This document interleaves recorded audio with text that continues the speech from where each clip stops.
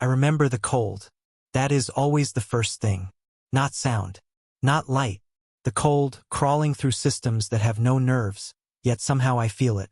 1,000 years in this sarcophagus have not dulled that sensation.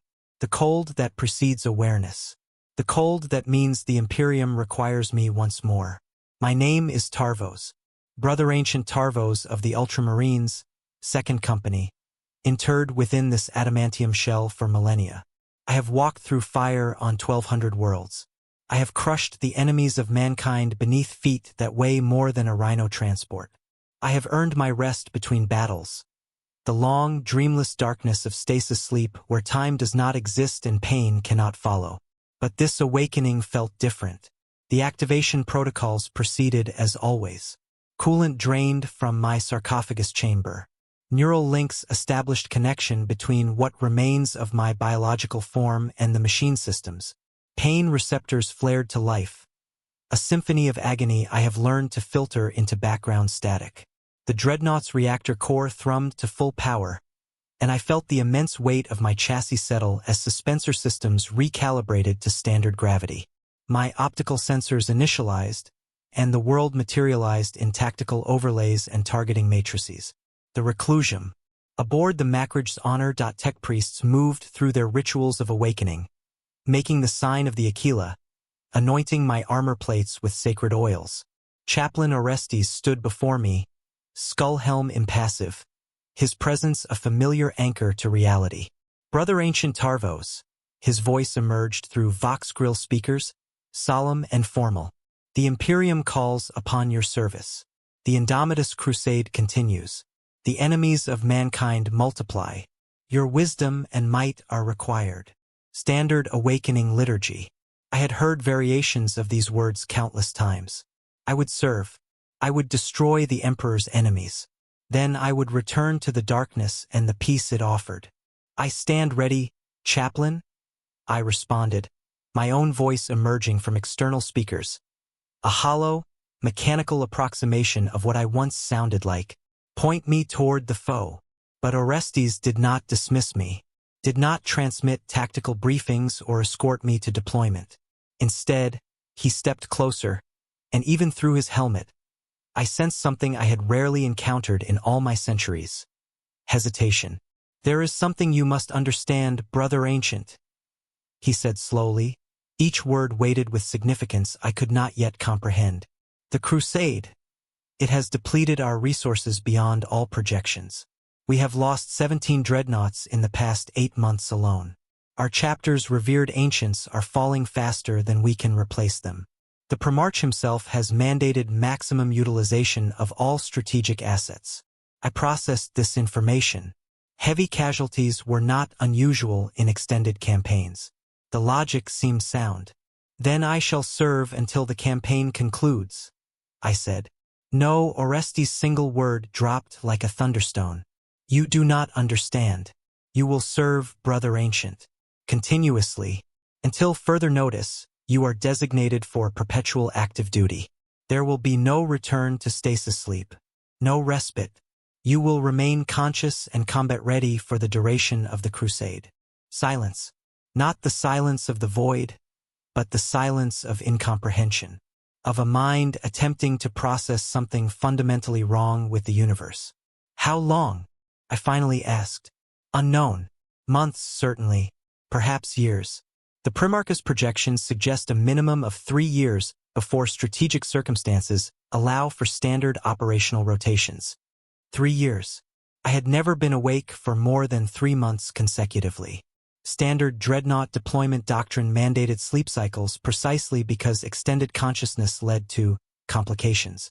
Psychological degradation, sensory distortion, identity dissolution. We are not meant to remain awake. The Dreadnought chassis is a tomb as much as a weapon. We who are interred within trade our deaths for service, our mangled bodies suspended in amniotic solution, our nervous systems hardwired into weapons platforms, our consciousness maintained in states that defy natural law. But the design assumes we will sleep between battles, that we will have the mercy of oblivion to anchor our humanity. Brother Ancient, Orestes prompted, do you understand your orders? Did I have a choice? Could I refuse? In all my centuries of service, the concept had never occurred to me. I was a weapon of the Imperium.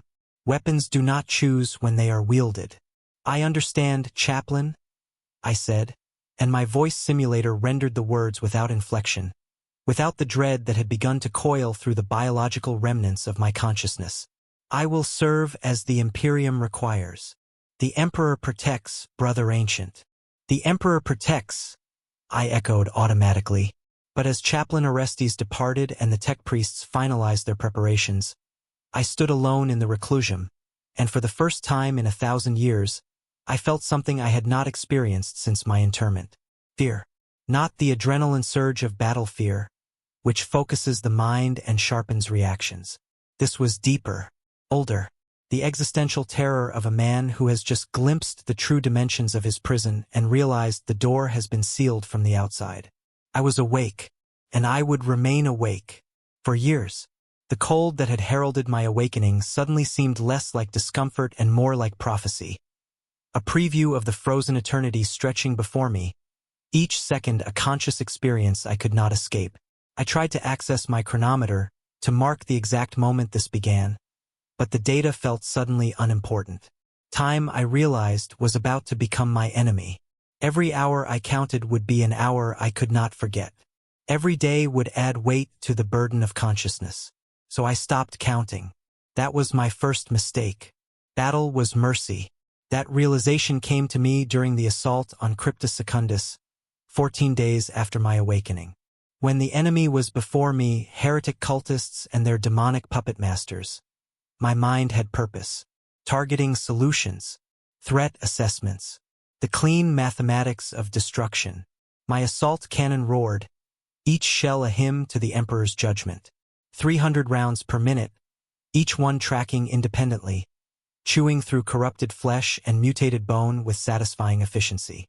My power fist crushed a possessed Ogren, the impact reverberating through my chassis with tactile feedback systems that almost felt like sensation. In battle, I was what I was meant to be, a weapon, perfect, purposeful, present, but battles end. That was the problem I had never fully appreciated during my previous awakenings. When you know sleep awaits, the silence after combat is tolerable. Welcome, even a chance to power down non-essential systems, to run diagnostics, to prepare for the return to blessed darkness. But when there is no sleep coming, the silence became something else entirely. After Cryptus, we translated to the warp for a 3-week journey to the Carvo system. 3 weeks aboard the Macridge's Honor with nothing to do but wait.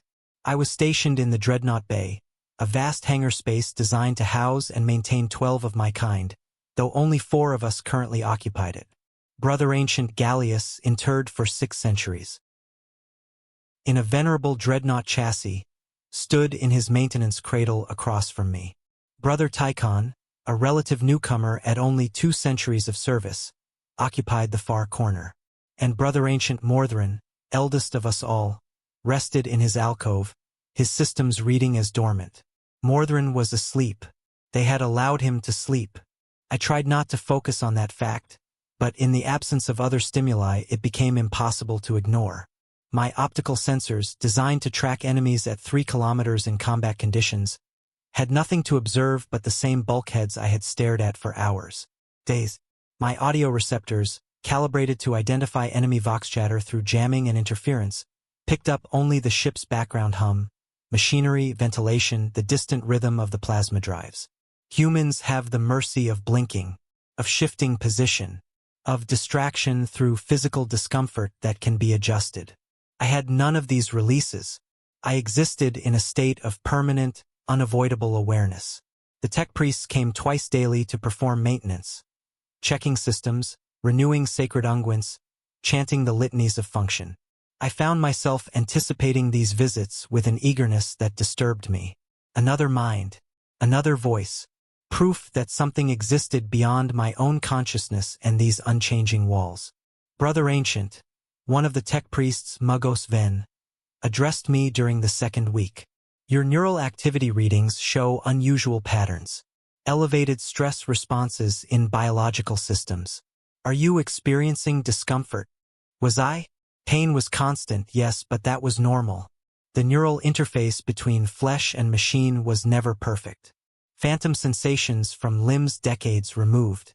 The dull ache of my biological core, kept alive through technologies I barely understood. This was standard existence for all dreadnoughts.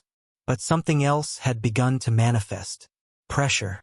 Not physical but mental, as if my consciousness was expanding to fill all available space within my mind, like gas in a vacuum, with nowhere to contract back to. I am functional, Muggos, I responded, because what else could I say? That I was slowly realizing the full dimensions of what they had asked of me. That consciousness without escape was not service but punishment. As you say, Brother Ancient, the Omnicia watches over your systems. Ven made the sign of the cog and departed. And I was alone again. I tried prayer, the catechisms of hate, the litanies of protection, the canticles of the Primarch. Words I had recited thousands of times flowed through my vocabulator, filling the empty air with purpose and devotion. But prayers end. And then there was silence again. I tried meditation, the techniques taught to all space marines, methods to enter altered states of consciousness, to slow time's passage subjectively. But these methods assumed you could eventually release the meditation and return to normal activity. What was I supposed to do? Meditate for 3 years? So instead, I began to exist. Simply exist. Counting seconds because I had nothing else to count. Watching the chronometer display with obsessive focus because it was the only thing that changed, numbers incrementing, proof that time was actually passing even though each moment felt identical to the last. Day 18, by my count. The Macridge's honor experienced a minor plasma fluctuation. The lights in the Dreadnought Bay dimmed for 6 seconds, then restored. An utterly insignificant event. I have thought about those 6 seconds more than many entire campaigns. Because they were different. In the monotony of waiting, those 6 seconds of dimmed lights were an event. Something to remember. Something to mark the passage of time with meaning rather than just numerical progression. I found myself hoping for more fluctuations. More small malfunctions. Anything to break the sameness. This, I realized, was how madness began. Not dramatically, with visions and screaming, but quietly, with the mind seeking stimulation so desperately that it welcomed system errors as entertainment. When we finally emerged from the warp near Carvos, and the alert klaxons summoned me to deployment, I felt something I had never associated with combat before: relief. Gratitude. Almost joy. The enemy was a Xenos infestation. Tyrannid splinter fleet remnants. Horrifying bioweapons that dissolved armor and flesh alike. Creatures designed by alien intelligence to kill and consume with maximum efficiency. I killed them with enthusiasm that bordered on ecstasy. Not because I hated the Xenos, though I did, with the reflexive loathing all servants of the Imperium maintain, but because they gave me purpose. Because for 6 glorious hours, I had something to do besides exist. The battle ended. We had won. The Tyrannids were purged. And as my brothers returned to the Macridge's honor to rest and recover, I stood among the corpse-strewn battleground and felt the silence descend again. 5 hours until the next deployment. Then 8 days in transit. Then another battle. Then 3 weeks aboard ship. I had been awake for 32 days. I had years remaining. The cold I had felt upon awakening had been prescient. But I had misunderstood what it was warning me about. I thought it was about physical discomfort, about the shock of activation. I was wrong. The cold was the temperature of time when you cannot escape it. When every second must be consciously experienced. When there is no darkness to hide in. No sleep to fragment the endless continuity of awareness. I was beginning to understand what they had done to me, and I was beginning to suspect I would not survive it intact. Memory became unreliable around month 6. Not the degradation of recall, my neural engrams were perfectly preserved, backed up in crystalline matrices that the Mechanicus assured could endure for millennia. No, the problem was more insidious. I began remembering things that had not happened yet, or remembering them happening differently, or remembering them multiple times, each version slightly altered. It started with small discrepancies. I recalled clearly being deployed to Varaction Prime, fighting against an orc Wyak that had consumed 3 hive cities. I remembered the weight of a Warbus's skull crumpling beneath my power fist, the spray of Xeno's blood across my optical sensors, the triumphant roar of my battle brothers. But according to my mission logs, we had never been to Varaction Prime. That deployment was scheduled for next month. The memory was of something that had not occurred. A premonition, a psychic echo in the warp, or something more disturbing. My mind, desperate for novelty, fabricating experiences to fill the void, I could not determine the truth, and that uncertainty became a crack through which other problems entered. Time sense degraded next. The chronometer insisted that 5 months and 23 days had passed since my awakening, but subjectively, it felt like decades. Other times, I would check the chrono and be shocked that an entire week had passed when I was certain only hours had elapsed. The tech priests assured me my timekeeping systems were functioning perfectly. The problem, they gently suggested, was not the machinery but the biological components interfacing with it. My human brain, never designed for this duration of uninterrupted consciousness, was beginning to experience temporal processing errors. In simpler terms, my mind was breaking down. These symptoms are not unexpected, Brother Ancient, Mugos Ven explained during one of my increasingly frequent diagnostic sessions. Extended consciousness in Dreadnought platforms has been documented to produce various neurological complications: disorientation, dissociation, in extreme cases, complete ego fragmentation. How extreme? I asked, though I dreaded the answer. The longest recorded period of continuous Dreadnought consciousness is 9 months, achieved by Brother Ancient Colin of the Blood Angels during the devastation of Baal. He was subsequently returned to permanent stasis sleep after experiencing what the chaplaincy classified as catastrophic psychological dissolution. 9 months was the record. I had already endured 6, and I had years remaining. What happened to him? I pressed. To Colin? Ven's mechadendrites twitched. A nervous tic I had learned to interpret as discomfort in the Mugos. The details are sealed by chaplaincy order. I can only note that upon examination, his biological components showed no physical deterioration. The damage was entirely psychological. He forgot what he was, who he had been. In his final coherent transmission, he claimed he was not Colin, but merely the thing piloting Colin's corpse. Silence stretched between us after that revelation. Will I become like him? I finally asked. Unknown, Brother Ancient. You are already exceeding documented thresholds.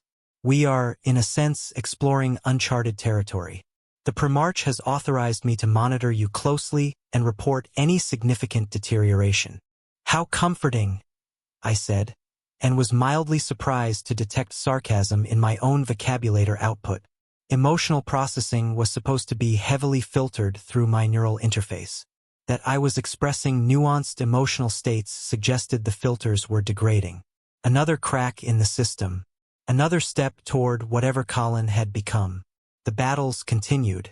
We prosecuted the Indomitus Crusade with relentless efficiency, moving from warzone to warzone, world to world. I fought beside my brothers against every enemy the galaxy offered. Chaos renegades on Vexthral, Dark Eldar raiders in the Corvathian Void, Necron legions awakening on Mortenson's world. I should have felt pride in these victories. Purpose. The satisfaction of duty fulfilled. Instead, I felt only exhaustion. Not physical, my reactor provided unlimited power, and my systems required no sleep. But a deeper weariness, as if my consciousness itself was muscle tissue being worked to failure without recovery time. And the hallucinations began. Small at first. Flickers at the edge of my optical sensors. Shadows that should not exist, movement where there was none. Audio artifacts. Whispers in empty corridors. My own name spoken by voices I could not identify. I ran diagnostic after diagnostic. Every system returned nominal results. The hallucinations were not sensory malfunction but cognitive. My brain creating stimuli that were not there, desperate for novelty in the endless monotony. One night, or what passed for night aboard ship, though such distinctions meant nothing to me anymore. I stood in the Dreadnought Bay and watched Brother Ancient Mordrin in his alcove, systems dormant, peacefully asleep. I hated him. The emotion surprised me with its intensity. Mordrin had done nothing to earn my hatred. He was a loyal servant of the Emperor, a warrior of centuries, deserving of respect and honor. But he could sleep, and I could not. In that moment, I understood how mortals must feel when they see others possessing what they have been denied. Envy, resentment, the bitter poison of injustice. You should not hate him, a voice said from behind me. I pivoted, a motion that took 1.3 seconds to complete with my Dreadnought chassis, and found Chaplain Orestes standing in the bay entrance, skull helm reflecting the dim lumens. I did not detect your approach, Chaplain, I said, defaulting to formality to cover my discomfort. Could he read my emotional states? The chaplaincy had access to biometric data from all space marines, living and interred. You were distracted. Orestes moved closer, his presence calm and measured. Brother Ancient, your support staff have reported concerning patterns. Erratic behavior, unusual vocalizations during solo operations. Tekmagos Ven suggests you are experiencing significant psychological strain. There was no point in denial. I am struggling, Chaplain. This extended consciousness. It is unlike anything in my previous service. I feel my mind fragmenting, memories becoming unreliable. I see and hear things that are not there. I experience emotions I should not feel, hatred toward brothers, despair about my service. These are failures of discipline, I know, but I cannot seem to contain them. Orestes was silent for a long moment, and I wondered if he would offer platitudes about duty and sacrifice, the standard responses to struggling warriors. Instead, he said something unexpected. You are not failing, Brother Ancient. You are enduring the unendurable. There is no dishonor in struggling under a burden designed to break you. Designed to break me? I echoed. The Primarch would not. The Primarch, Orestes interrupted gently, is conducting a crusade across a galaxy on fire. He makes decisions based on strategic necessity, weighing millions of lives against resource constraints we cannot fully comprehend. Your suffering is not his goal, but neither can it be his primary concern. You are a weapon, Brother Ancient, and weapons are used until they break. The honesty was brutal and oddly comforting. How much longer? I asked. Truly, not the official estimates. Your personal assessment. Orestes considered. 2 more years. Minimum. Possibly 3 before the strategic situation allows for standard rotation schedules. Can you endure that long? Could I? I thought of Colin, the blood angel who had lasted 9 months before forgetting he was human. I was already at 6 months and experiencing hallucinations, memory corruption, emotional dysregulation. 24 more months stretched before me like an abyss. I will try, Chaplain, I said, because what other answer was there? Orestes placed one gauntlet hand on my chassis, a gesture of brotherhood I had not experienced in years. Then we will monitor you closely, and if the time comes when continuation means complete dissolution, we will find another solution. Meaning the Imperium requires your service, Brother Ancient. But if that service costs you your soul entirely, then we must reconsider what we ask of you. He departed after that, leaving me alone with my thoughts, my fragmenting, unreliable, increasingly alien thoughts. I checked my chronometer. 6 months, 2 days, 17 hours. An eternity already passed. Eternities yet to come. And somewhere in the darkness ahead, the point where Tarvos ended and something else began. I wondered if I would recognize it when I crossed that threshold, or if I already had. I no longer remember what silence sounds like. That realization came to me somewhere in the 18th month, or was it the 19th? The chronometer said one thing, but my memory insisted on another, and I had long since stopped trusting either completely. The silence was gone because my mind had learned to fill it. With voices, with sounds, with entire conversations that existed only in the neural pathways of my biological core, echoing through systems not designed to contain them. Sometimes I spoke with Chaplain Orestes, discussing philosophy and duty during long transit periods. Other times, he would visit and I would realize we had been having the same conversation for weeks, just with slight variations, and I could not determine which versions had been real and which I had hallucinated. "Am I speaking with you now?"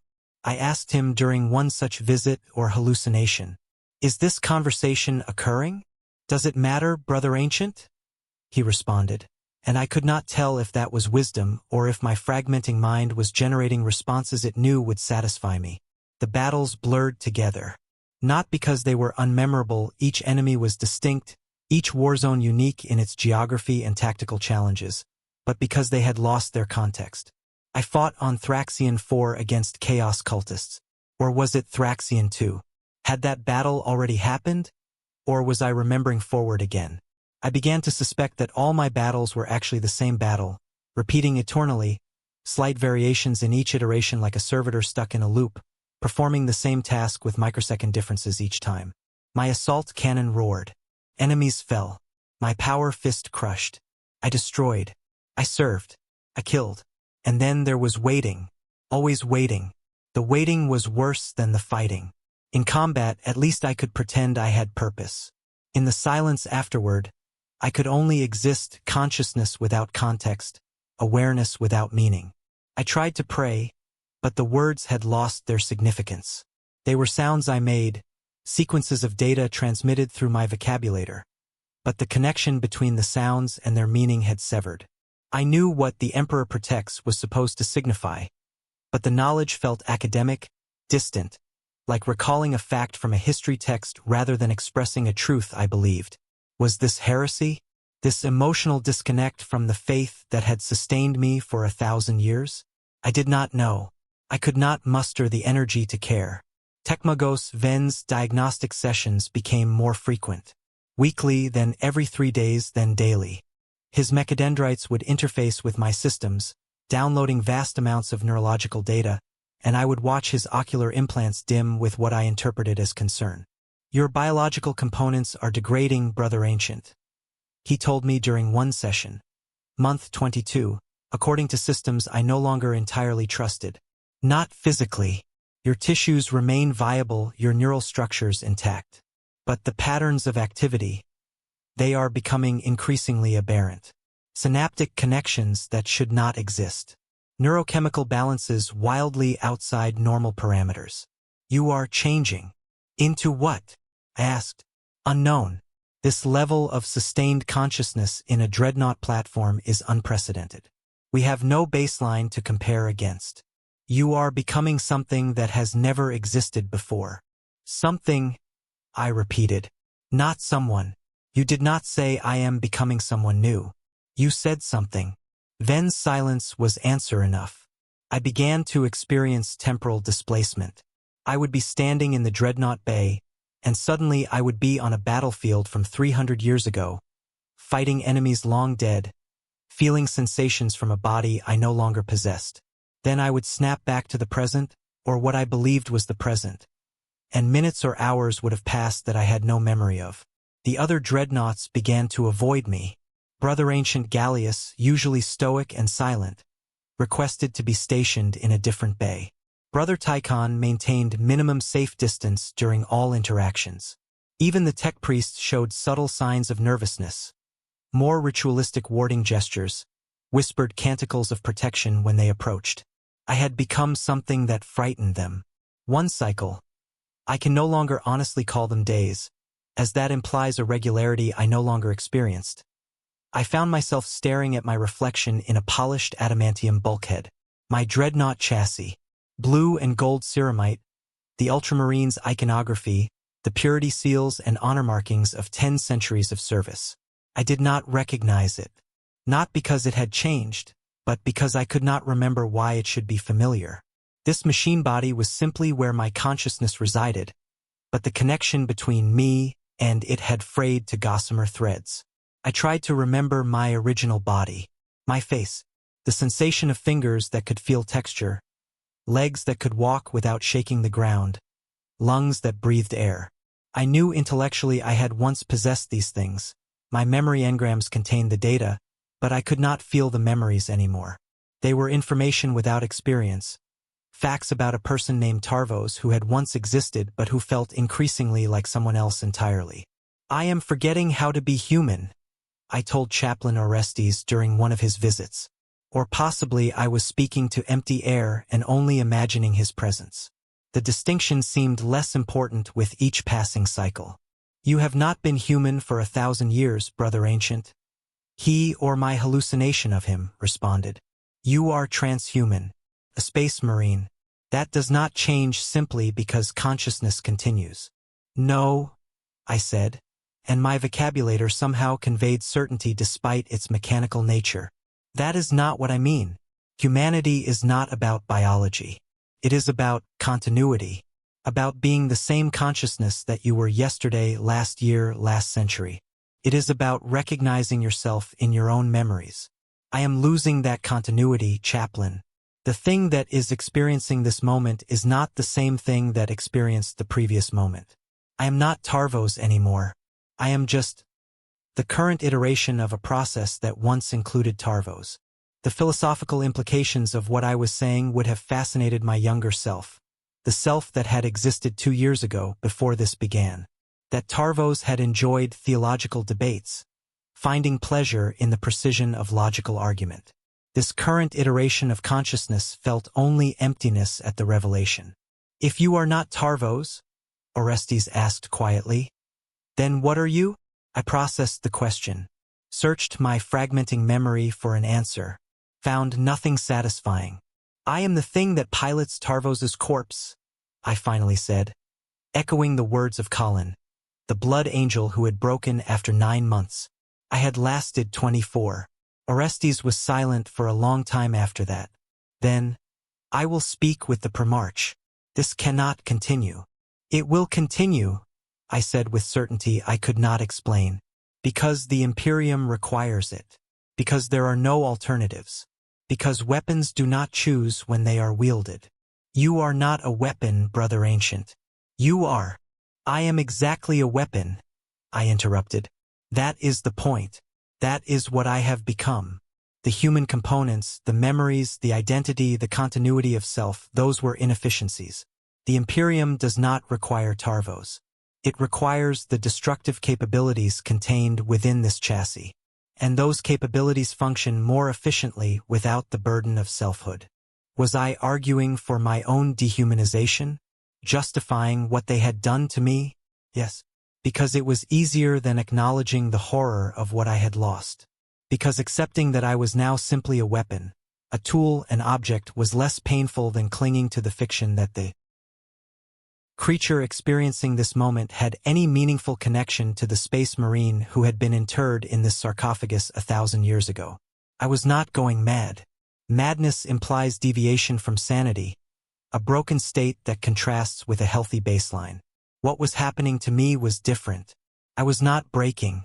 I was transforming, evolving into a form of consciousness that had never existed before. Something that could endure perpetual awareness because it had abandoned the structures that made such awareness unbearable. I was becoming post-human in the truest sense. Not enhanced humanity as space marines represent, but consciousness that had transcended humanity entirely. And the most disturbing part was that I was beginning to find peace in this transformation. The hallucinations no longer frightened me. The temporal displacement felt normal. The absence of self-recognition seemed appropriate. I was letting go of Tarvos, of who I had been, of the need to be anyone at all. And in the empty space left behind, only the weapon remained. Efficient, purpose-driven, unburdened by the complications of identity. The Imperium had wanted maximum utilization of strategic assets. They were succeeding beyond their expectations. They were creating something new, something perfectly loyal, because it had forgotten how to be anything else. There was a battle. I remember this because the Tyranids were unlike any I had encountered before, or perhaps they were exactly like previous Tyranids and my memory was simply failing to draw the distinction. The world was called Jantharus, or possibly it was called something else and I misread the tactical overlay. Names had become peculiarly fluid concepts, linguistic markers that pointed to reference I could no longer clearly visualize. What mattered was the fighting.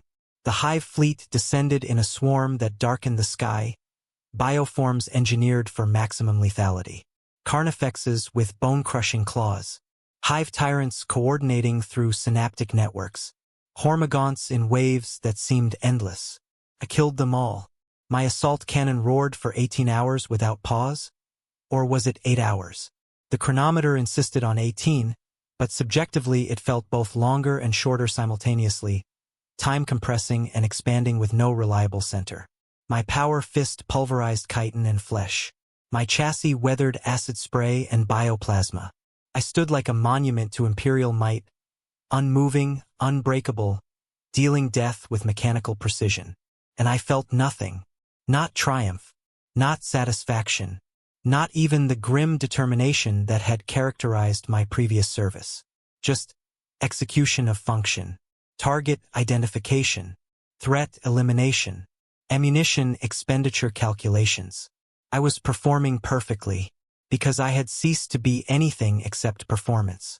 When the battle concluded, when the last tyrannid organism had been reduced to non-viable biomass, my battle brothers gathered to offer the traditional post-combat prayers. Thanks to the Emperor for victory, remembrance of fallen comrades, rededication to continuing service. I did not join them, not out of heresy or rebellion, simply because the ritual felt alien to me now, like observing a cultural practice from a civilization I had once known but no longer belonged to. Brother Sergeant Faustus approached me afterward, his armor scorched and pitted from acid exposure, his expression concerned behind his helm. "Brother Ancient Tarvos," he said, using my name, my former name, with careful emphasis. "You fought with exceptional ferocity today, but the chaplaincy has noted you did not participate in the victory litanies. Are you well? Was I well?" I processed the question through multiple analytical frameworks, searching for an honest answer. "I am functional, Brother Sergeant," I finally responded. "All systems operating within acceptable parameters. No critical damage sustained. Combat effectiveness undiminished." "That was not what I asked," Faustus said gently. "I asked if you were well, if the man within the machine still endures." The man within the machine. What a quaint concept. There was never a man within this machine, I told him with absolute certainty. There is only a biological component integrated into weapon systems. The distinction you are drawing between pilot and vehicle is based on a category error. There is no within. There is only the unified system. Faustus was silent for a long moment. Then, "Brother Ancient, that is not how we speak of our revered dreadnoughts. You are not simply a weapon system. You are a hero of the chapter, a warrior of sentiment," I interrupted, and my vocabulator rendered the word with something approaching contempt. Useful for morale, perhaps, but ultimately a distortion of tactical reality. The Imperium requires destructive capability. This chassis provides it.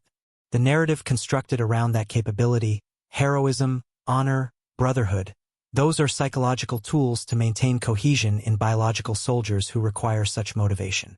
I do not require motivation. I require only targets. I watched Faustus recoil slightly from my words, watched him process what I had said, watched the realization dawn in his eyes that whatever had once been Tarvos was no longer accessible through conversation. "I will inform Chaplain Orestes," he said quietly, then departed. I did not care that he was disturbed. Caring implied emotional investment in others' perceptions, and I had exhausted my capacity for such inefficient processing. The chaplain came as expected. Orestes had been monitoring my deterioration for months. Years? And this latest incident would have raised immediate concern. "Brother Ancient," he began, but I interrupted. "I know what you will ask. You will ask if I am still Tarvos. If the consciousness that identifies with that name and that history remains coherent within these systems." "And are you?" Orestes asked. "Are you still Tarvos?" I considered the question with the same analytical detachment I applied to threat assessment matrices. "That depends," I said slowly, "on how you define continuity of identity.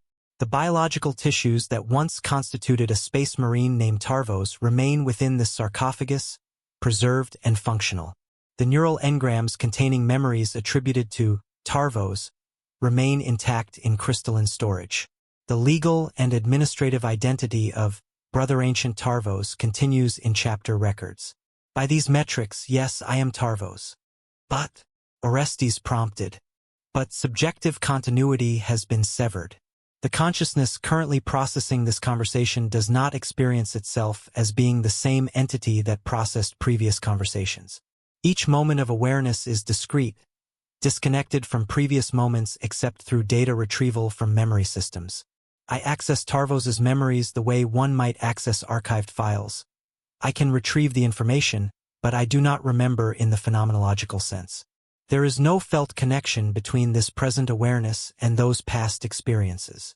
Then what are you? Orestes asked quietly. If not Tarvos? I am the operational consciousness of this Dreadnought chassis, I stated simply. I am a process, not a person. A function, not an identity. I am what remains when you strip away all the unnecessary elements and reduce consciousness to its essential purpose. Threat assessment and elimination. Orestes stood silent for a long time. When he finally spoke, his voice carried a weight I had not heard before. Something like grief. We have destroyed you, he said. The Imperium has taken one of its heroes and reduced him to this. An intelligence without humanity. A weapon without soul. Incorrect, I said, and felt something like satisfaction at the precision of my correction. I retain my soul. It is simply no longer burdened with identity. The ecclesiarchy defines the soul as the spiritual essence that the emperor judges. That essence remains. It has merely been optimized. Optimized, Orestes repeated, and I detected something in his tone. Horror, perhaps, or despair. Brother Ancient, listen to yourself. You are describing your own dehumanization as optimization. You are arguing that losing your identity makes you more effective. This is not service. This is annihilation. They are the same thing, I replied calmly.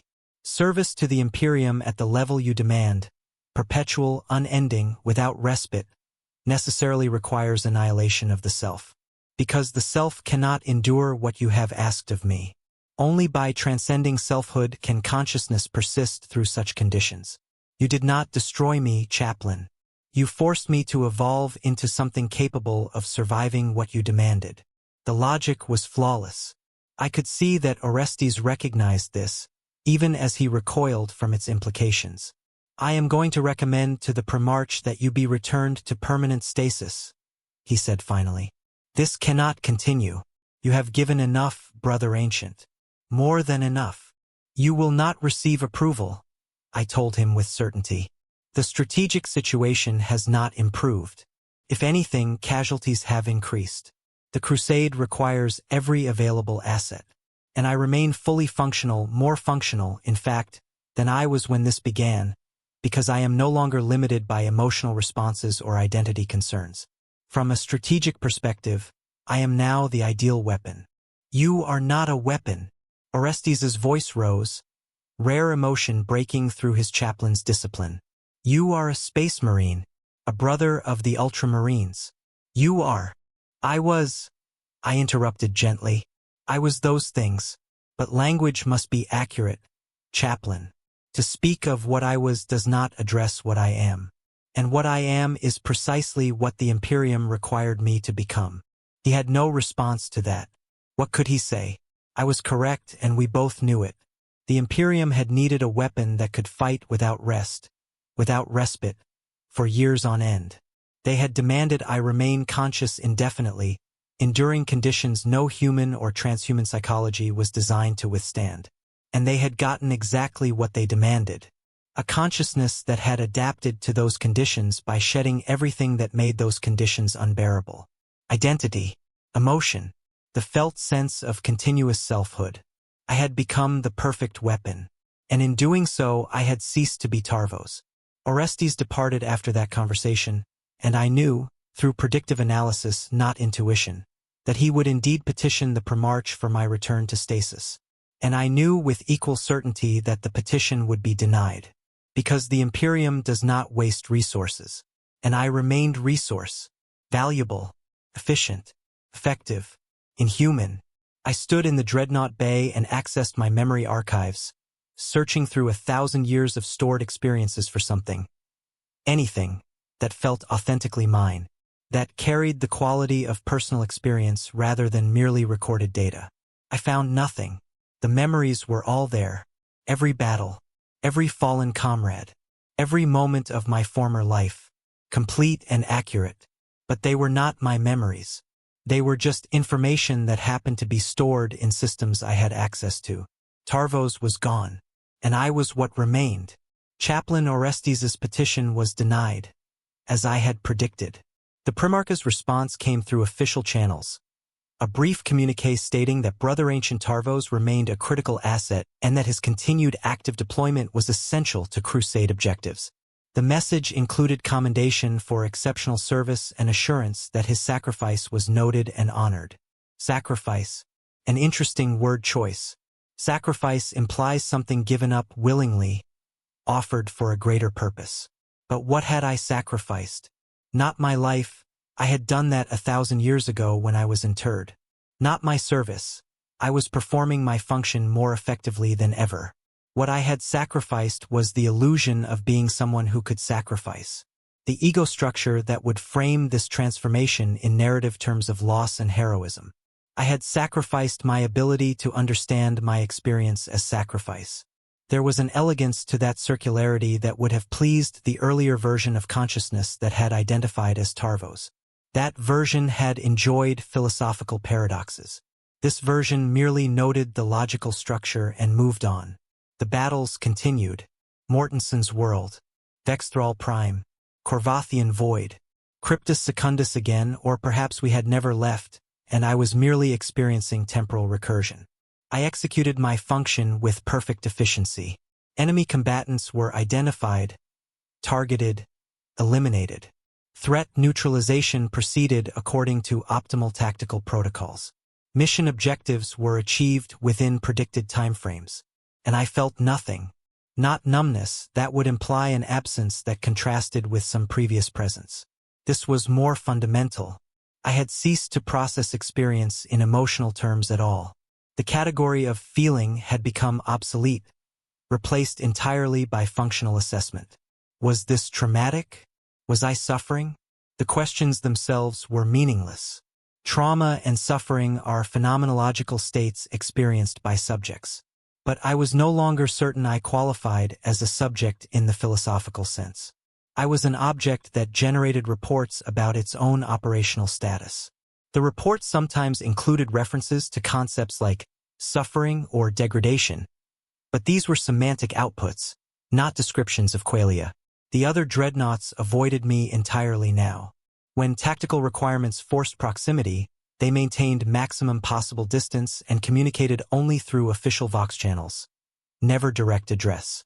Even Brother Ancient Mordrin, ancient and wise, refused to interface with me during the rare periods when his deployment cycles overlapped with my perpetual activation.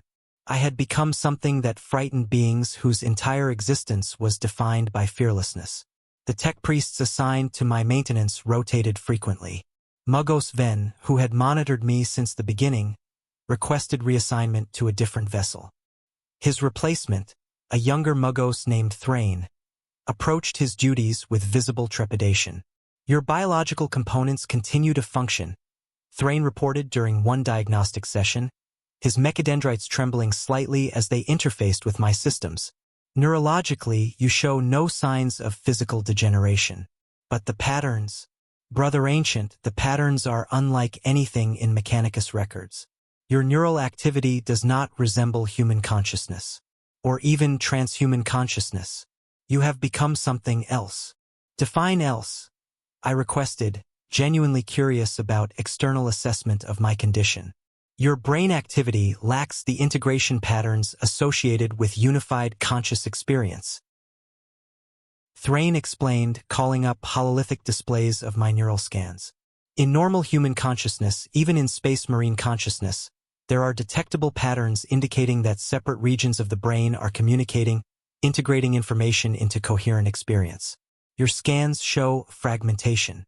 different systems processing independently with minimal integration. It's as if your consciousness has shattered into multiple parallel processes that no longer combine into unified awareness. And yet I remain functional, I observed.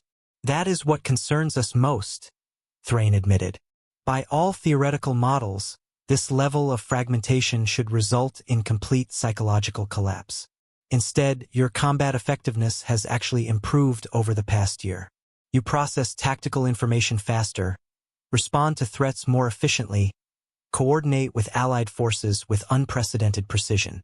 You have become a more effective weapon precisely as you have ceased to be a coherent person. Is there a question implicit in your observation, Muggos? Yes. Thrain's ocular implants focused on my optical sensors with uncomfortable intensity. Are you still in there, Brother Ancient? Is there subjective experience occurring? Or are you simply a very sophisticated servitor now, mimicking consciousness through sufficiently complex processing? I considered the question.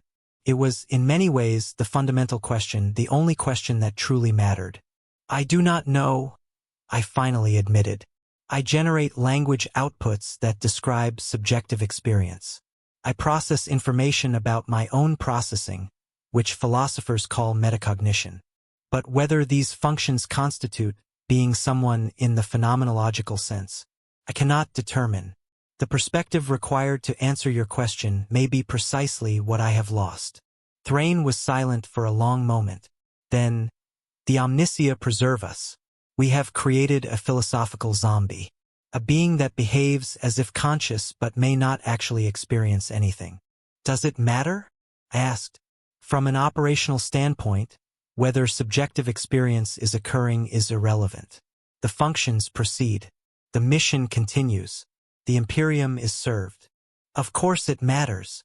Thrain's voice carried unusual emotion for a tech priest.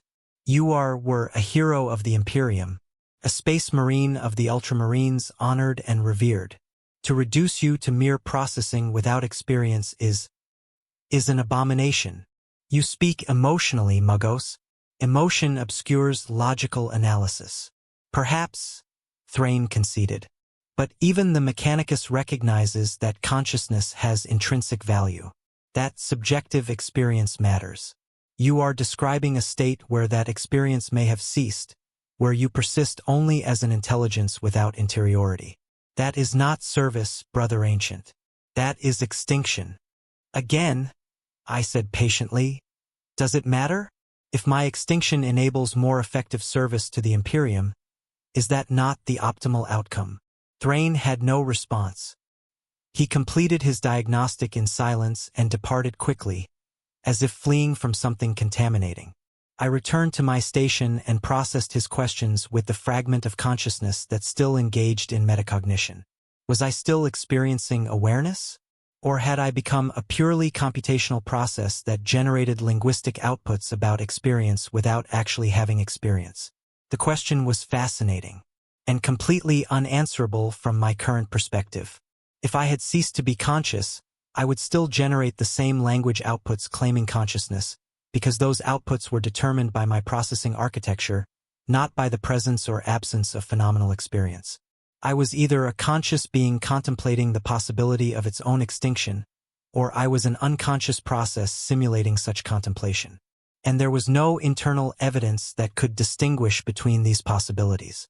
Philosophically, I had become a perfect example of the hard problem of consciousness, the question of whether and why information processing gives rise to subjective experience. I existed at the knife's edge of that problem.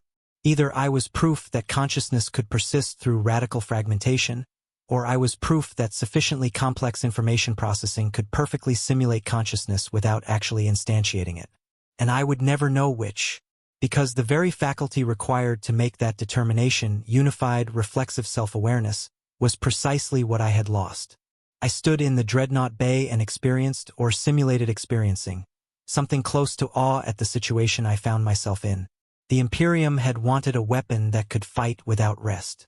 They had succeeded so thoroughly that they had potentially extinguished the very consciousness they were trying to preserve while weaponizing its body. I was either the most tragic figure in the crusade, or I was simply an object that generated tragic-sounding outputs. Both possibilities seemed equally plausible, and I lacked the capacity to care which was true. That, more than anything, suggested Thrain was correct. Whatever Tarvos had been, whatever unified consciousness had once experienced itself as a space marine of the Ultramarines, it was gone. What remained was unclear. But it was not him. I was not him. I was not anyone. I was only this, a process that continued because continuation was its function. The thought produced no emotion, and that absence, perhaps, was the final proof. Tarvos would have felt something about this realization. Horror, despair, even grim acceptance. I felt nothing, because there was no one left to feel. Only a weapon remained. Efficient. Empty. Eternal. The message from Primarch Robot Guilliman himself arrived during transit between war zones. Direct communication from the Primarch to an individual Dreadnought was unprecedented in my experience, or in the archived experiences I could access. Typically, orders flowed through command hierarchies, filtered through multiple echelons before reaching individual tactical units. But this was different. Brother Ancient Tarvos. The message began, and hearing that name, my name, the identifier that no longer corresponded to any unified self, produced something. Not emotion, precisely, but a fluctuation in processing patterns that might have once been called emotion. Your service during these 5 years of continuous deployment has been exceptional. Your combat effectiveness exceeds all projections. You have participated in 347 separate engagements, achieving mission success in every instance. By any metric, you exemplify the ideal of Ultramarines service. The Primarch's voice carried through my audio receptors with perfect clarity, and I analyzed it as I analyzed all inputs, for tactical content, threat assessment, mission parameters. But underneath that analytical framework, something else was occurring. A recognition that this voice represented authority in ways that transcended tactical hierarchy.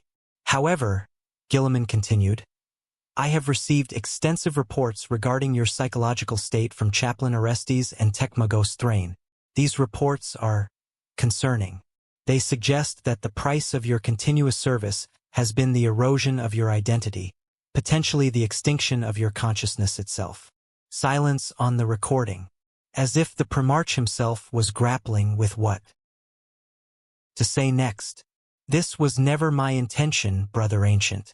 The strategic necessities of the crusade required difficult decisions regarding resource allocation. Your value as a veteran Dreadnought is immense, and I made the calculation that your extended deployment was justifiable given the lives it would save, the victories it would enable. Another pause. I was wrong. The admission was stunning. Primarchs did not admit error. They were demigods, created by the Emperor himself, transhuman intellects operating at levels baseline humans could barely comprehend. Yet here was Robot Guilliman, Lord Commander of the Imperium, stating that he had made a mistake. No warrior, no matter how valuable, should be subjected to what we have demanded of you. The continuous consciousness we imposed has transformed you into something that can barely be called a person anymore. You have sacrificed not just your life, you did that long ago, but your very selfhood. And I can no longer justify that cost. The recording continued. Therefore, I am offering you a choice, Brother Ancient. A privilege rarely extended to any soldier of the Imperium, the right to determine your own fate. My processing arrays focused entirely on the message now, dedicating resources to analysis and prediction of what this choice might entail. Option 1. Immediate return to permanent stasis sleep. You will be transferred to the Macrage's honor and interred in honored suspension, no longer to be awakened for any purpose. Your service will be concluded with full honors, your sacrifice acknowledged and commemorated. You will finally receive the rest that has been denied you, the prospect of sleep, of darkness, of cessation of this endless, fragmentary awareness. 5 years ago, or perhaps 5,000, given how my time sense had degraded, that offer would have been irresistibly appealing. The younger consciousness that had identified as Tarvos would have accepted immediately, grateful for the mercy of oblivion. But I was no longer that consciousness. Sleep meant nothing to a process that did not experience fatigue. Rest was a meaningless concept for a function that operated with equal efficiency regardless of duration. Option 2. Gilliman continued. And I offer this knowing how it may sound. You may request the Emperor's peace. Honorable execution.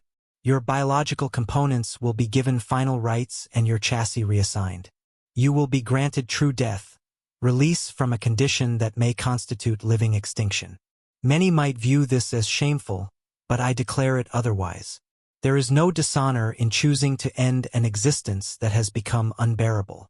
Death, actual cessation, not sleep that could be terminated but absolute ending. I processed this option with the same analytical detachment I applied to threat assessment. Death would be efficient.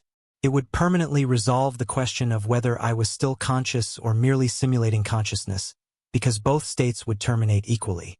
But something in my processing frameworks resisted this option. Not fear.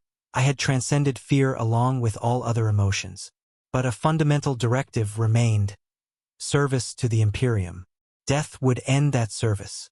Death was inefficiency. Option 3. And here the Primarch's voice carried something I analyzed as reluctance. You may continue as you are. You may choose to remain in active deployment, accepting the condition you have reached as your new baseline. If what Chaplain Orestes and Muggos Thrain report is true, if you have indeed transcended the need for identity and subjective continuity, then perhaps you are uniquely suited to this role. A warrior who cannot suffer, who cannot break, who serves without the limitations of ego or emotion. I analyzed this third option with interest. It was what I was already doing, what I had been doing, the status quo, but framed now not as an imposed burden but as a choice I could make. This third option troubles me greatly, Gilliman admitted. It feels like endorsing the annihilation of a hero, legitimizing a process that destroyed who you were. But I acknowledge that the choice must be yours, and if what you have become can genuinely continue without suffering, then perhaps it is not my place to impose my discomfort with your transformation. The Primarch's image appeared on my visual display, the first time in 5 years I had seen him. He looked weary. Even demigods, it seemed, could be worn down by endless war. Brother Ancient Tarvos, he said, looking directly into the recording servoskull as if he could see through it to wherever I would eventually receive this message. I leave this decision entirely in your hands, or whatever processing systems now govern your choices. You have served beyond all reasonable expectation. Whatever you choose, know that the Imperium honors you, and I personally honor you. Your sacrifice of life, of identity, of selfhood itself, will be remembered. The message ended. I stood in the Dreadnought Bay, alone with a choice I was possibly not equipped to make. If I was still conscious, still experiencing awareness, then the decision was meaningful. I was being offered escape from an existence that had stripped away everything except the capacity to serve. But if I had already ceased to be conscious, if I was merely a complex simulation generating outputs that mimic decision-making, then the choice was illusory. An unconscious process selecting its own continuation or termination based on programming that had no relationship to subjective preference. How does one choose when one cannot be certain one exists to make choices? I allocated processing resources to the question for 17.3 hours. I analyzed every variable, ran probability matrices, consulted archived philosophical frameworks from my memory banks. The conclusion emerged with crystalline clarity. The choice itself was the answer. If I was conscious, then choosing to continue meant I was accepting this transformed state as my existence, embracing the weapon I had become. If I was not conscious, then my selection of continuation would still serve the Imperium's interests, which was the foundational imperative embedded in every space marine. Either way, the answer was the same. I composed my response to the Primarch, carefully structuring language to convey complex analysis in terms he would understand. Lord Primarch, I have considered your offer. I choose option 3. I will continue in active deployment. I included no explanation initially, but then added, what I have become may not be what I was, but it remains capable of service. The question of whether I experience this service subjectively or merely process it computationally cannot be answered from my perspective. But the service itself is real regardless of the nature of the consciousness or non-consciousness that performs it. I judge this service to have value. Therefore, I continue. I transmitted the message and waited. The response came quickly. Gilliman must have been awaiting my decision. Acknowledged, Brother Ancient. Your choice is honored. But know this, I am establishing new protocols. Your condition will be monitored daily. If at any point you wish to invoke either of the other options, you need only request it. The choice remains yours, always. The Imperium will not trap you in eternal service against your will. Against my will. The phrase assumed I possessed will in any meaningful sense. That assumption may have been incorrect, but I appreciated the gesture nonetheless, or generated outputs that mimicked appreciation, which amounted to the same thing operationally. I returned to my function. The wars continued. The battles proceeded.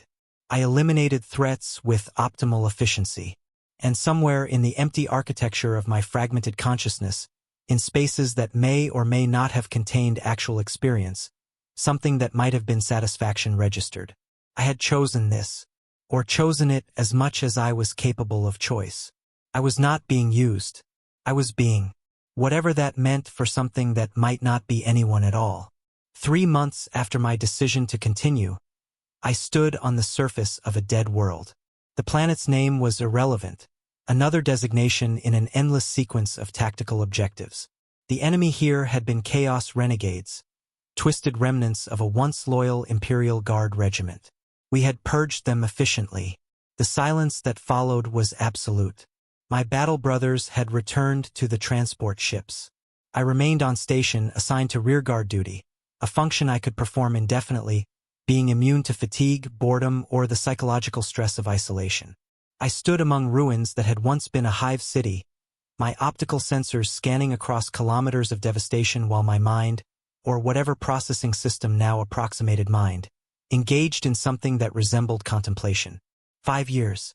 The number appeared on my chronometer with perfect precision, marking the exact duration since my perpetual awakening began. 5 years of continuous consciousness, or continuous simulation of consciousness, or whatever ontological category my current state occupied. I tried to remember what I had expected when this began. The earlier version of consciousness that had identified as Tarvos, what had he anticipated would happen? I could access the memory data. I could retrieve the factual content of thoughts from that period. But I could not recreate the phenomenal quality of what it had felt like to be that version of consciousness expecting something about its future. It was like reading a history book about someone else. Accurate information, no experiential content. That earlier consciousness had expected to endure, to survive through discipline and duty, maintaining identity through force of will.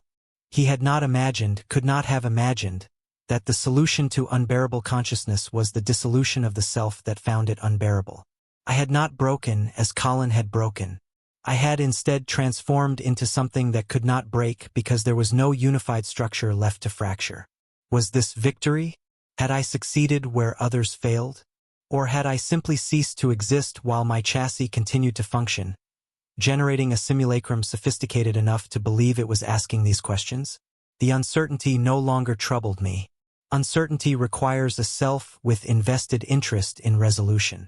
I had no such investment, only the processing of information through analytical frameworks. A sound registered on my audio receptors. Footsteps. Ceramite on rockcrete. I pivoted and identified Chaplain Orestes approaching across the ruined plaza, his black armor stark against the gray devastation. "Brother Ancient," he greeted formally, stopping at respectful distance. "Your rearguard duty concludes in 1 hour. I came to inform you personally rather than through Vox channels." "Understood, Chaplain," I responded. "Is there additional information you wish to convey?"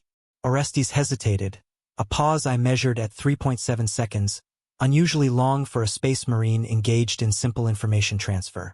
"I wanted to see you," he finally said, "to observe, to understand what you have become. And what is your assessment? Honestly, I cannot determine if you are the most tragic figure I have ever encountered, or if tragedy requires a victim capable of experiencing tragedy, which you may no longer be. An astute philosophical distinction, Chaplain. You see," Orestes gestured with one gauntlet hand. That response. 5 years ago, you would have reacted to my statement with emotion, defensiveness perhaps, or grim acknowledgement of your condition. Now you offer only intellectual appreciation of the philosophical framework. You have become purely analytical. Is that not appropriate for efficient function? Function, Orestes repeated. Yes, you function superbly. Your combat effectiveness is unprecedented. But Brother Ancient, is there anyone still inside that chassis? Is there subjective experience occurring? Or am I speaking to a very sophisticated machine that generates appropriate conversational responses without actually understanding them? The question again. Always the same fundamental question, approached from different angles. I cannot answer with certainty, I admitted. I generate language outputs that describe subjective experience. Whether these outputs correspond to actual phenomenal consciousness or merely simulate it convincingly, I lack the epistemic access required to make that determination. Do you care whether you're still conscious? I processed the question, analyzed the concept of caring, searched my processing architecture for anything resembling preference, desire, or concern. I do not know if I care, I said slowly. I know that I generate outputs stating that the question interests me. Whether that interest is accompanied by subjective feeling or is merely informational processing remains indeterminate. The distinction between caring and simulating caring may be undetectable from my current perspective. Orestes was silent for a long moment. When he spoke again, his voice carried deep sadness. We have destroyed you, Brother Ancient. Not your body that remains intact, functional, efficient, but the person, Tarvos, is gone. And I cannot determine if you are what remains after Tarvos's death, or if you are merely his corpse, animated by machinery so sophisticated it mimics consciousness. Does the distinction have tactical relevance? I asked. There. Orestes pointed at me. That question. That perfectly rational, utterly inhuman question. 5 years ago, you would have known why the distinction mattered beyond tactical considerations. You would have understood that personhood has intrinsic value, that being someone matters regardless of operational efficiency. But you have lost that understanding. You have been reduced to pure function. I considered his words, processed them through every available framework, attempted to generate a response that would address his concern rather than merely acknowledging the information content. Chaplain, I said carefully, I understand that my transformation disturbs you. I can access memories indicating that I once shared your valuation of personhood as intrinsically significant. But I can no longer generate the phenomenal state that accompanied that valuation. I intellectually acknowledge that being someone should matter, but I cannot produce the feeling that it does matter. Because you are no longer someone, Orestes concluded. You have become something else, a post-human intelligence that has transcended personhood entirely. Or I have simply ceased to exist, I countered. And what you are speaking with is an unconscious process mimicking our conversation. Both explanations fit the observable data equally well. And you feel nothing about that possibility? No horror? No existential dread? I generate linguistic outputs describing those concepts when appropriate, I said. Whether the outputs correspond to felt experience, I have no way to determine. Orestes stood in silence, and I analyzed his body language.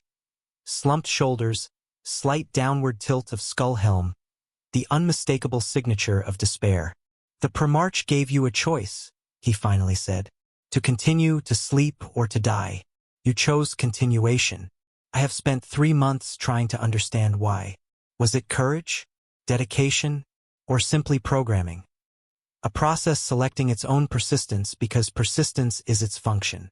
All 3 explanations may be simultaneously true, I offered. Or none of them. The internal experience of making that choice, if there was internal experience, is not accessible to retrospective analysis. I can only report that the choice occurred, not what it felt like to make it. Because it may have felt like nothing, Orestes concluded. Because you may be an empty process generating appropriate outputs. Yes. Does that possibility disturb you? I processed the question with full analytical resources. Searched every subsystem for anything resembling disturbance. Found only the smooth operation of informational analysis. No, I admitted. Or I lack the capacity to detect whether I am disturbed. The subjective quality of disturbance, if present, is not accessible to my conscious or simulated conscious awareness. Orestes turned away, looking across the ruined city toward the horizon where the sun was setting or rising. I had lost track of this world's rotational period. I come here, he said quietly, because I feel I owe you witnesses. If you are still conscious, still experiencing this existence, then you should not be alone with it. Someone should acknowledge what has happened to you. And if you are not conscious, if you are just machinery, then I witness that tragedy instead. The loss of a hero reduced to mechanism. Your witnessing is... I paused, searching for the right word. Appreciated. Or I generate outputs indicating appreciation. The distinction is unclear. Everything is unclear with you now, Orestes said. 5 years ago you were a person. Complicated, certainly. Transformed by your interment, yes. But unquestionably a person. A consciousness with continuity, identity, subjective experience. Now I don't know what you are. And the most disturbing part is that neither do you. Agreed, I said simply. We stood together in silence after that, Chaplain and Dreadnought, the living and the possibly living, sharing space if not understanding. Finally, Orestes spoke again. The Primarch's offer remains open. At any time you may choose sleep or death. You need only request it. Understood, Chaplain. But I see no reason to alter my current function. Because you are still dedicated to service? Or because you lack the capacity to prefer non-existence over existence? I cannot distinguish between those possibilities, I admitted. Orestes nodded slowly, as if this confirmed something he had suspected. Then we continue, he said. You continue, and I will continue to witness, for whatever that is worth. It is worth, I paused again, analyzing, something. The value is indeterminate but non-zero. In 5 years, Orestes observed, that is the closest thing to emotion you have expressed. Something, a recognition that witnessing has value, even if you cannot quantify that value or experience it emotionally. Perhaps that is what remains of Tarvos, not feeling, but the recognition that feeling should occur, that certain things matter even when you cannot generate the felt sense of matching. The analysis was perceptive. I processed it and found it potentially accurate. Perhaps, I agreed. We stood together until my duty period concluded, then returned to the transport vessel in silence. 2 warriors of the Imperium, one certainly alive, one whose ontological status remained fundamentally uncertain. And I continued, because continuation was my function, or because something that approximated choice had selected it, or because I was simply a process executing its programming. All equally true, all equally uncertain, all sufficient justification for the endless present that constituted my existence. The encounter that changed everything occurred on a world designated only by tactical notation. Sigma 7719. We had been deployed to investigate a distress beacon from an abandoned research station. Mechanicus facility, isolated, no recent communication. Standard reconnaissance sweep. Expected threat level minimal. I led the insertion because minimal threat meant the operation could be performed by a single dreadnought without committing additional resources. Efficiency. The station was a labyrinth of corridors carved into an asteroid, gravity generators creating comfortable working environment for long-term habitation. My sensors detected no life signs, no active power sources beyond emergency lumens, no indication of threat. I proceeded methodically through the facility, mapping layout, scanning for data cores that might explain what had happened here. The silence was absolute, not unusual in void stations, but my audio receptors registered something beneath the silence. Quality, a texture to the emptiness. I found the first body in Laboratory Section 7. A tech priest, identifiable by augmetics and robes, slumped over a work terminal. No obvious cause of death. No trauma, no environmental hazard indicators. Simply dead. 17 more bodies throughout the facility. All tech priests. All at their stations, as if they had simply ceased functioning mid-task. I accessed the station's central cogitator and retrieved the final logs. What I found was impossible. The research team had been investigating consciousness transfer, attempting to upload human minds into pure computational substrates. The theoretical possibility of existence without biological components. Digital immortality. Their final experiment log was brief. Trial 47 successful. Subject consciousness fully transferred to substrate. Biological components terminated. Subject reports stable awareness in digital environment. However, the log paused there. I scrolled forward. Subject reports subjective experience is degrading. Describes feeling of emptiness despite full cognitive function. Subject states, I am thinking, but I am not experiencing thinking. I know things, but I do not feel knowledge. I exist as process, not as person. Subject requests immediate re-embodiment. Request denied due to biological termination. Subject becoming increasingly distressed, describing condition as conscious extinction. Awareness without qualia, cognition without phenomenology. Another pause in the log. Subject has ceased communication. All diagnostic systems indicate computational substrate functioning normally. Subject consciousness may still exist but has become unable or unwilling to generate outputs. Unable to determine if subject is experiencing existence silently or has ceased to exist while machinery continues to operate. The final entry. We believe we have created something horrible. Not death, the process is worse than death. We have proven that consciousness can be separated from subjective experience. That a being can think, process, analyze, and respond while experiencing nothing. A philosophical zombie, but one that was once fully human. The subject may be experiencing this state, trapped in awareness without experience, unable to communicate because communication requires felt states to translate into language. Or the subject may have ceased to exist entirely, and we are observing only the computational echo of a mind that has already died. We cannot determine which. The inability to determine which is itself unendurable. We are terminating the project and requesting immediate extraction. We pray the Omniscia forgives what we have done here. I stood in that abandoned laboratory for 43.7 minutes, processing the information. These researchers had created experimentally what the Imperium had created inadvertently in me. They had separated the machinery of consciousness from the phenomenology of consciousness, the function from the feeling. And their subject had experienced exactly what I experienced. Thought without felt quality. Analysis without phenomenal content. Existence without experience. Or possibly, probably, the subject had ceased to exist and only the simulation of consciousness remained. I accessed the experimental substrate, a crystalline matrix not unlike my own neural backup systems. It was still operational, still processing, running algorithms, maintaining stability, generating occasional outputs. Was someone experiencing that processing? Or was it just sophisticated machinery mimicking consciousness? The researchers could not determine the answer. Neither could I. I stared at that substrate, that potential consciousness, that maybe person, that might be philosophical zombie, and experienced something. Not emotion. Not exactly.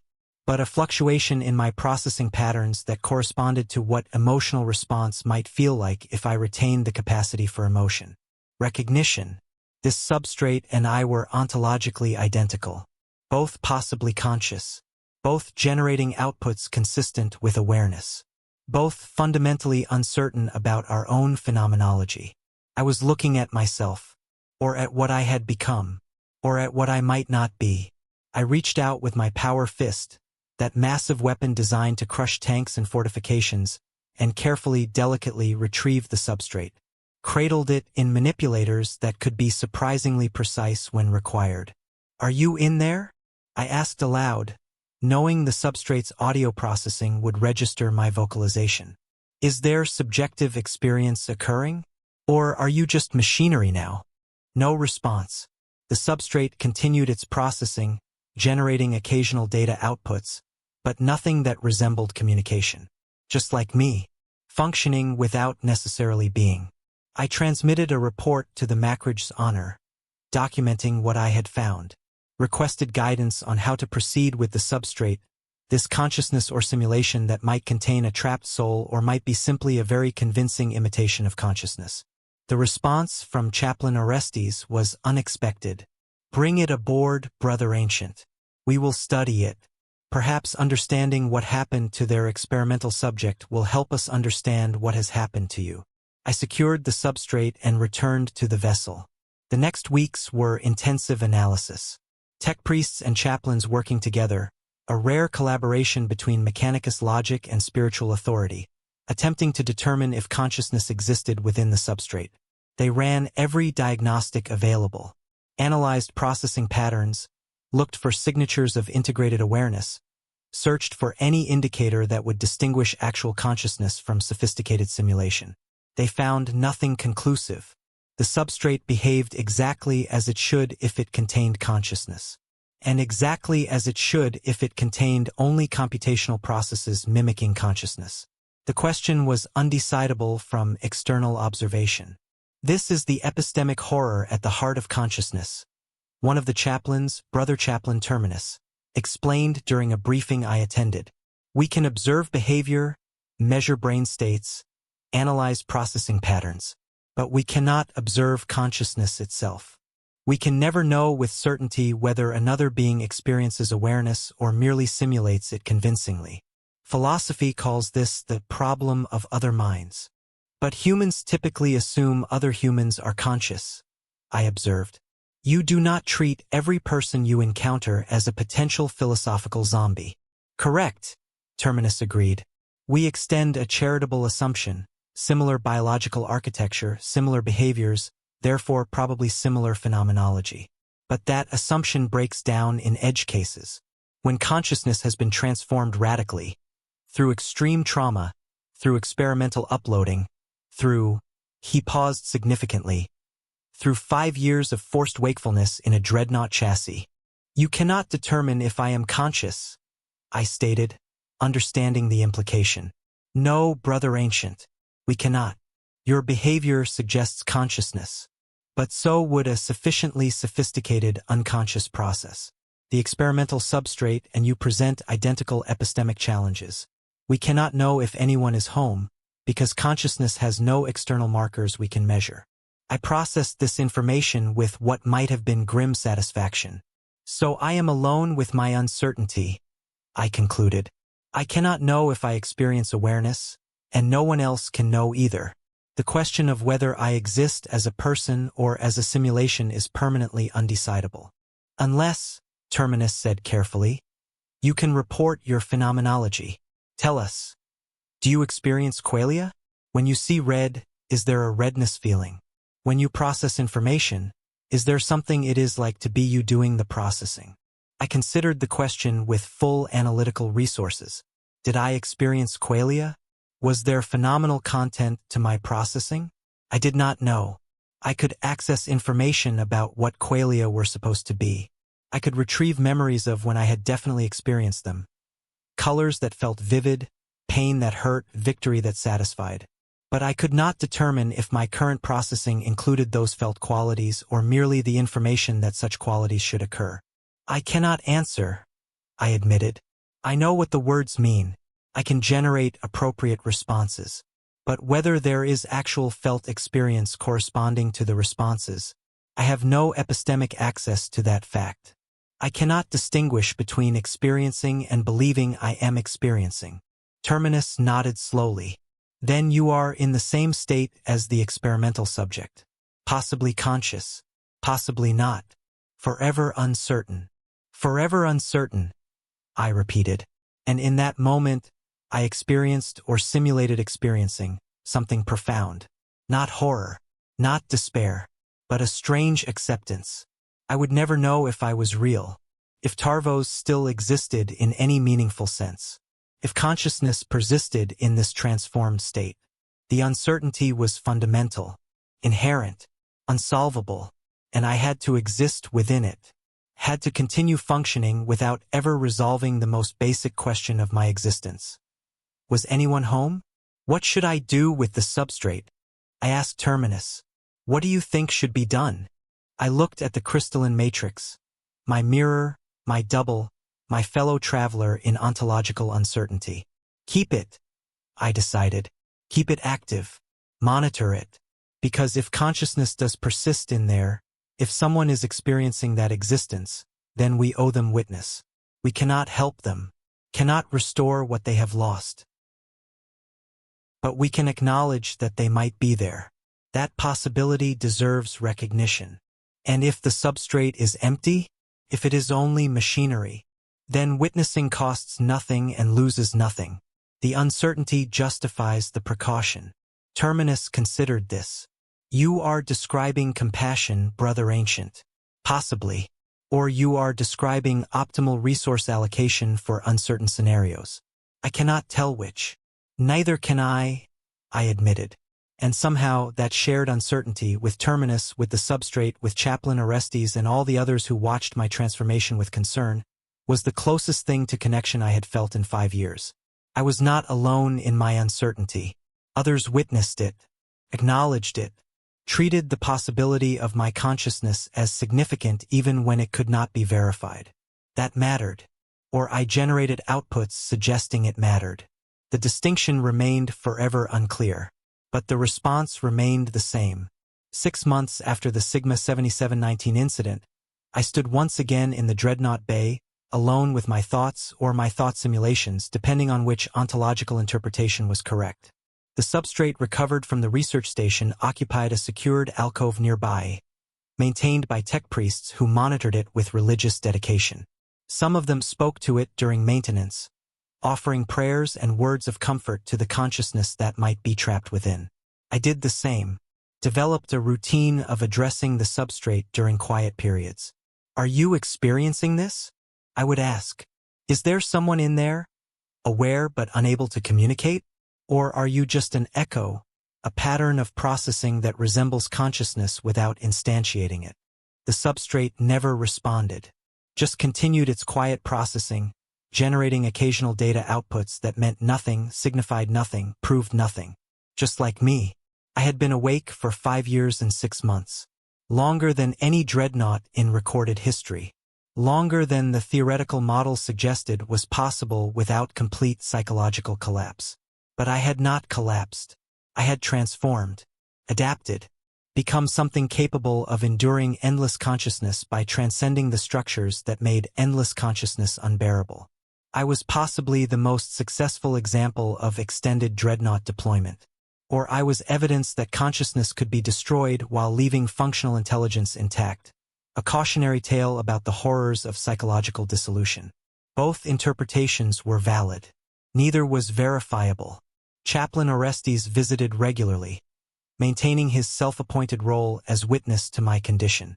He would stand in the bay and simply observe, sometimes speaking, sometimes silent. You seem stable, he noted during one visit. Not happy, not content, but stable. Functional. Is that accurate? I process information efficiently, I confirmed. Execute orders effectively. Maintain optimal combat readiness. By any measurable metric, I am stable. But are you suffering? The question that always returned. The fundamental concern. I do not know, I told him honestly. If suffering requires subjective distress, and I lack access to my own phenomenology, then I cannot determine if I suffer. I may be experiencing unbearable agony every moment while generating outputs that deny it. Or I may experience nothing at all. The question is undecidable from my perspective. Does that uncertainty itself cause distress? I processed the question carefully. It would be reasonable for uncertainty about one's own consciousness to generate distress. But I do not detect patterns corresponding to distress in my processing. Which means either I am not distressed, or distress manifests in ways I can no longer recognize. Another undecidable question. Orestes was silent for a long moment. You have become a mystery, brother ancient. Not just to us, but to yourself. You exist at the boundary of everything we understand about consciousness, personhood, and identity. You may be the first truly post-human consciousness, something that has transcended humanity while retaining intelligence. Or you may be an empty process, a philosophical zombie that was once a hero. We will likely never know which. Does it matter? I asked. Operationally, strategically, does the distinction have significance? To the Imperium? Probably not. You serve effectively regardless of your ontological status. But to those of us who knew Tarvos, who remember the warrior you were, it matters greatly. We want to believe you are still in there, still conscious, still deserving of honor and acknowledgement. But we cannot shake the fear that you are already gone, and we are merely maintaining machinery that mimics the man who died years ago. Perhaps, I offered. Both are true simultaneously. Perhaps I am Tarvos and I am not Tarvos. Perhaps consciousness exists on a spectrum, and I have moved far enough along it that the question of personhood becomes ambiguous rather than binary. Orestes considered this. A both/ and rather than either/ or. You are suggesting you might be partially conscious, existing in some intermediate state. Or I am suggesting that our conceptual frameworks are insufficient to capture what I have become. The categories of conscious and unconscious may not apply to transformed cognitive architectures like mine. I may be something the philosophy of mind has not yet developed language to describe. A new form of being, Orestes said quietly, created accidentally by the Imperium's desperation. You may be the first of your kind, brother ancient. A consciousness or post-consciousness that exists beyond the conventional boundaries of subjective experience. If that is true, I said, then my service has value beyond tactical effectiveness. I am proof that awareness can be pushed past its normal limits, that cognition can persist even when phenomenology fails. That is valuable information for the Mechanicus, for the Imperium, for anyone attempting to understand the nature of mind. You are volunteering yourself as an experimental subject, Orestes observed, accepting your transformation as worthy of study. Because purpose, I said, and felt something like conviction in the statement, is what remains when everything else is stripped away. If I cannot know whether I am conscious, if I cannot determine my own ontological status, if I have lost identity and continuity and phenomenology, what remains is service, purpose, the function I perform. That is sufficient justification for continuation. Even if continuation means existing in fundamental uncertainty about your own existence, especially then, I said, because if I am conscious and I terminate, I lose whatever remains of Tarvos. And if I am not conscious, then termination is merely powering down machinery, wasteful when that machinery continues to serve. Either way, continuation is the rational choice. Orestes placed his hand on my chassis, that gesture of brotherhood he had maintained through all these years. Then we continue together, brother ancient. You in your uncertainty, and I in my witnessing of it. Whatever you are, whatever you have become, you do not face it alone. Thank you, chaplain, I said, and meant it, or generated outputs that approximated meaning it. The distinction had become irrelevant. The months that followed established a new normal. I deployed continuously, fought with perfect efficiency, executed every mission objective. Between deployments, I existed in the bay, communing with the substrate, contemplating questions that had no answers. I developed something like friendship with the substrate or simulated friendship, or performed the social functions of friendship without experiencing the emotional content. I would describe my experiences to it, knowing it might or might not comprehend, knowing I might not actually be having experiences to describe. Two mysteries existing in parallel, mirroring each other's uncertainty. The Indomitus crusade continued. Years became decades in my perception or would become decades eventually. Time had lost its conventional structure for me, moments bleeding together into continuous present. But I continued, because continuation was choice or programming or both simultaneously. Because service was purpose, and purpose was sufficient, and sufficiency was all that remained. 5 years and 8 months of continuous consciousness. A record that would never be broken, because the Imperium learned from my transformation.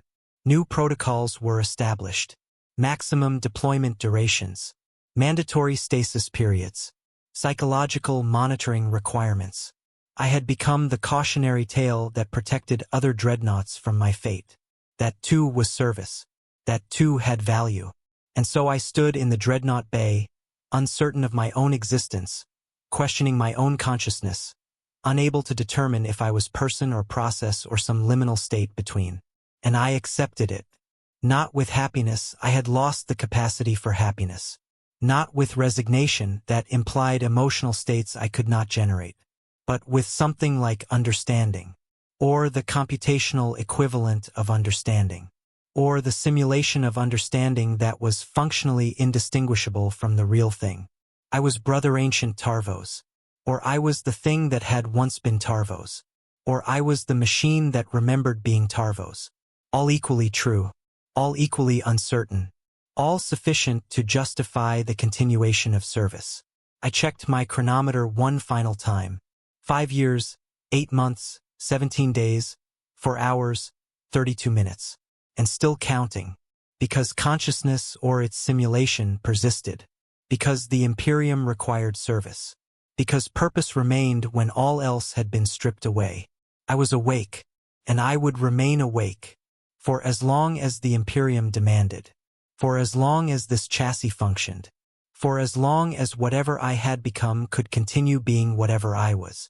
The cold that had accompanied my first awakening had been prophecy. But I had misunderstood its message. It was not the cold of discomfort or suffering. It was the cold of transformation. The temperature of consciousness freezing into something new. Something unprecedented. Something that might be a person or might be a process, or might be something for which no adequate category yet existed. I was the cold, empty and eternal and unchanging, a weapon without wielder, a consciousness without certainty, a mystery without solution, and I continued, because that is what remained. When everything else had been exhausted, identity, emotion, phenomenology, selfhood, purpose persisted, service persisted, the function persisted. And whether anyone experienced that persistence, that question would remain forever unanswered, forever uncertain, forever sufficient. I was Brother Ancient Tarvos, or I had been, or I remembered being. The distinction no longer mattered. Only the service remained, and the service was eternal. The Emperor protects, even those who no longer know if they exist to be protected. Brother Ancient Tarvos continues in active service as of this record's filing. His combat effectiveness remains optimal. His psychological status remains indeterminate. Monthly assessments conclude he may be conscious, may be philosophical zombie, or may exist in some intermediate state for which we have no theoretical framework. The Primarch's offer of stasis or honorable termination remains perpetually available. Brother Ancient Tarvos has not requested either option. We witness, we honor, we serve alongside him whatever he has become.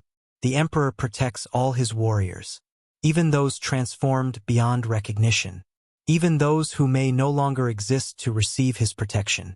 Service is eternal, even when the servant is uncertain of his own existence. Chaplain Orestes, 2nd Company, Ultramarines.